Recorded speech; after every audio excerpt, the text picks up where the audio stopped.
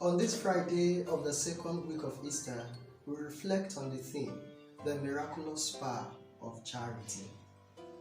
Dear friends, one lesson we learn from today's gospel story is the fact that charity is the bedrock on which every miraculous manifestation is built.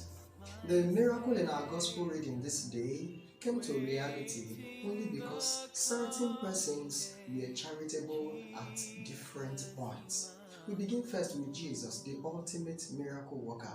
He was charitable with his compassion, so he fed the people solely from his magnanimity. Nobody begged him for food. He just had compassion on them and he decided to feed them. The little boy with the barley loaves and 2 fish also was charitable. He offered his pack of lunch for everyone to share. Andrew, the one who discovered him, was also charitable with the discovery and revelation. He did not keep the information to himself.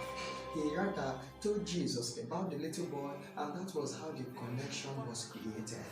Even the disciples who helped distribute the meal, they were also charitable. They spent their time and their energy, and they did not hoard anything for themselves. They were selfless, and they ensured that everything got to all those who needed. That, dear friends, is the power of charity. With it, we can actually solve all problems and even perform miracles constantly in our world. No wonder our brother St. Paul said in 1 Corinthians 13 verse 8a that truly charity never fails. With charity, dear friends, we can heal our world and set it free from the present scourge of materialism, of consumerism, of selfishness, wickedness, and greed. With charity, dear friends, we can help ameliorate people's conditions and improve their standard of living. With charity, dear friends, we will heal our world and bring God's miracles into existence. And one very beautiful thing about charity is the fact that we don't even need to have so much. We don't need to be so wealthy before we can practice it. We can actually be charitable with virtually anything that we have. Jesus had no bread. He had compassion, and he gave his compassion. The little boy had no money, he had no gold. The only thing he had was just a little fish and some few barley loaves, and he shared with everybody.